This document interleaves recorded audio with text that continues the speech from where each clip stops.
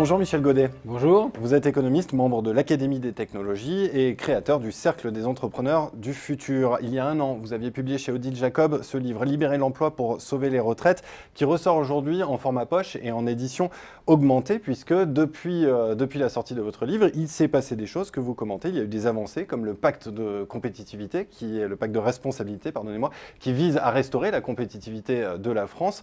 Alors, est-ce que cela vous réjouit? Est-ce que c'est suffisant pour libérer l'emploi? Écoutez, comme je le dis, malheureusement, le diagnostic n'a guère changé depuis un an.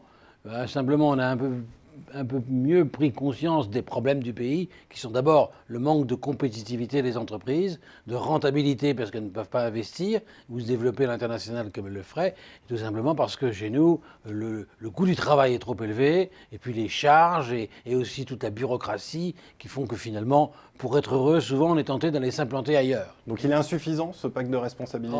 D'abord, il y a une erreur de départ, c'est que ça aurait été beaucoup plus simple plutôt que de faire une espèce d'usine à gaz, avec compétitivité, responsabilité, etc., CICE et tout.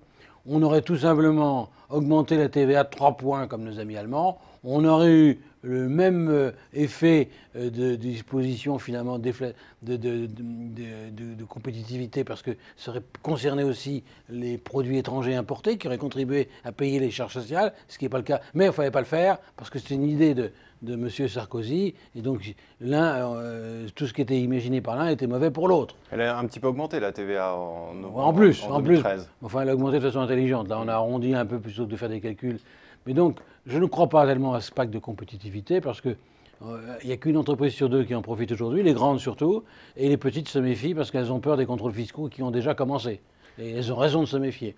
Donc je n'y crois pas. Et surtout, il faudrait baisser la dépense publique. Or, ça, on n'a absolument pas commencé à avoir un État un petit peu qui serait, non pas un modèle, mais qui ferait des efforts sur lui-même. On nous parle de 50 millions, on n'en parle plus d'ailleurs, vous avez vu, les 50 milliards d'économies, qui n'étaient pas d'ailleurs une véritable économie, c'est une augmentation moindre que prévu.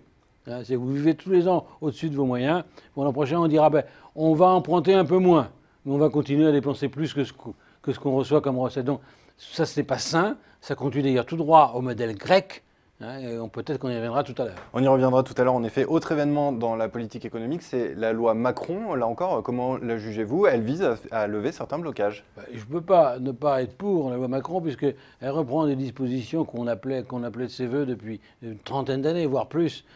Songez que le rapport réformant, c'est 1960.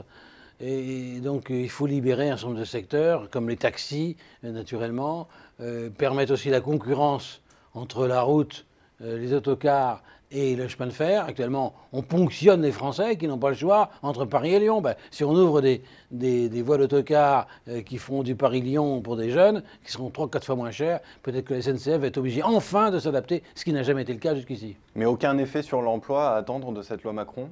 Tout ce qui va dans le sens de la libéralisation, c'est l'emploi, mais c'est marginal, parce que les vrais problèmes, ils sont ailleurs. Les vrais problèmes en termes d'emploi, c'est d'arrêter de se poser la question du coût du travail. On a baissé les charges sur le SMIC, on les a même supprimées, mais il faut se poser la question du SMIC territorialisé.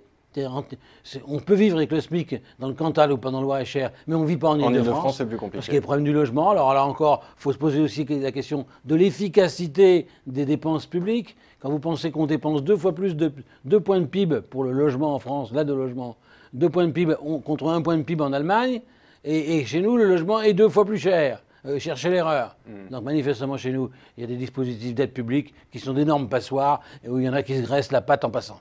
Donc finalement, on est condamné à rester dans cette situation de chômage d'abondance que vous décrivez dans de mauvaise gestion de l'abondance. De mauvaise gestion de l'abondance. Mais vous dites aussi... Ça peut être choquant de dire d'abondance, mais je dis abondance parce que le chômage a quintuplé ou sextuplé depuis 1975, alors que le PIB a quasiment doublé. Donc effectivement, ce n'est pas un problème qu'il n'y ait pas assez de richesse à répartir, c'est un problème qu'aujourd'hui il y a un énorme gaspillage et qu'on achète le silence des chômeurs. Quand vous pensez que la dépense pour l'emploi de ce pays, c'est 4 points de PIB, 4 points de PIB, même un peu plus, 4 points et demi. Et avec cet argent sur le papier, c'est-à-dire plus de 90 milliards d'euros, avec cet argent sur le papier, on pourrait sur le papier créer plus de 4 millions d'emplois, payés au SMIC, charges comprises. Mais alors, pourquoi est-ce qu'on ne le fait pas? À qui profite le crime de ce chômage d'abondance? En posant la question, on voit qu'on a une réponse choquante, puisque la question est provocante. il profite aux acteurs dominants du jeu social. Je donne toujours l'image du jeu des quatre coins dans une cour de récréation. Ceux qui sont au milieu sont d'abord au milieu parce que ceux qui sont autour des quatre coins ne bougent pas. Donc il y a aujourd'hui les emplois protégés. On donne toujours plus à ceux qui ont déjà. L'an passé, je prends l'exemple d'EDF, vous le voyez dans votre facture, on a augmenté de 4% les revenus globaux, la masse salariale d'EDF. Alors on achète le silence des travailleurs protégés et pendant ce temps-là, on augmente l'insécurité et la flexibilité de ceux qui sont exclus. Donc c'est ça qui me choque. Il faut partager le gâteau de l'insécurité, ce qui pose la question du contrat unique, etc. Est-ce que la racine du problème, finalement, ce n'est pas l'absence de croissance ou une croissance molle? Est-ce qu'il va falloir s'habituer à cette croissance molle à long terme? Écoutez, je crois que vous vous en rendez pas compte parce que vous êtes jeune, mais vous êtes jeune dans un pays de vieux, entre guillemets. C'est-à-dire qu'il y a 20 ans que je l'annonce, moi, c'est cheveux gris, croissance molle. Et d'ailleurs, l'Allemagne est en avance sur nous, mais l'Allemagne, elle est compétitive. La moitié de son PIB est exporté dans les pays émergents. Nous ne sommes qu'à un quart du PIB. Mais parce que pour exporter, il faut être compétitif. Donc il faut retrouver la compétition chez nous pour aller se battre sur les marchés internationaux, ce qu'on est incapable de faire aujourd'hui. Car vous distribuez du pouvoir d'achat aux Français sur de la dette, d'emprunt, en faisant du déficit public comme cette année, mais ils achètent des écrans plats qui ne sont pas fabriqués en France. Donc c'est très bien que là, on est dans une équation impossible. Il faut retrouver un cercle vertueux. Et puis, ça ne me dérange pas nécessairement que la croissance ne soit pas forte. Je suis plutôt inquiet aujourd'hui des signes de reprise dont on parle, l'énergie bon marché. C'est une catastrophe. Les taux d'intérêt au plus bas, l'euro qui baisse, on peut s'attendre à une bonne surprise en 2015. L'euro faible, tant mieux. C'est un souffle de compétitivité qui nous fait du bien. Mais l'énergie bon marché, c'est provisoire et ça fera encore plus mal quand ça redeviendra cher. Car au lieu de nous aider à changer nos habitudes et nos comportements, on croit que c'est reparti comme en 40. C'est provisoire selon vous, la baisse de l'énergie? Je ne sais pas seulement selon moi, il y a longtemps que je travaille sur ces questions. Et tous les spécialistes d'énergie savent très bien qu'il y a une circonstance, il y a des effets d'offres. On a mis du temps à créer de l'offre. On a créé une surabondance d'offres avec les gaz de schiste et le pétrole du même nom.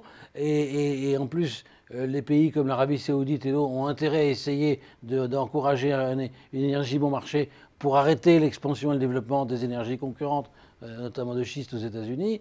Donc ça, c'est du CDA tactique. Et puis la conjoncture mondiale est quand même assez récessive. Elle n'est pas en pleine expansion. Et il y a des incertitudes, il y a des menaces. Et il n'y a pas encore des déséquilibres. C'est pas complètement harmonieux. Même si je crois que la mondialisation est heureuse, elle est heureuse, mais il y a quand même des accidents de parcours. Alors dans ce contexte difficile, plus généralement, est-ce qu'en France, on va pouvoir se passer d'un serrage de ceinture et est-ce qu'on pourra éviter un scénario à la grecque? Mais d'abord, avant de faire la grecque, on ferait bien de faire la française, parce que la grecque, c'est vraiment quand ça va très mal. Et puis on n'en est pas là, parce que chez nous, on paye quand même l'impôt. On n'est pas dans un pays où il y a le centième seulement des piscines qui sont déclarées. Là-bas, c'est l'inverse.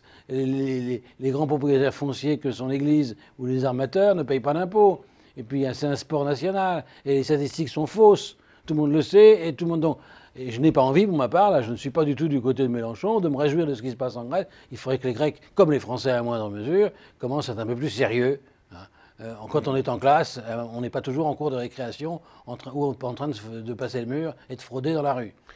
On est là pour travailler, on est là pour montrer l'exemple et se faire respecter un peu par les autres. Donc, pour moi, les Grecs dans l'État ne sont pas respectables.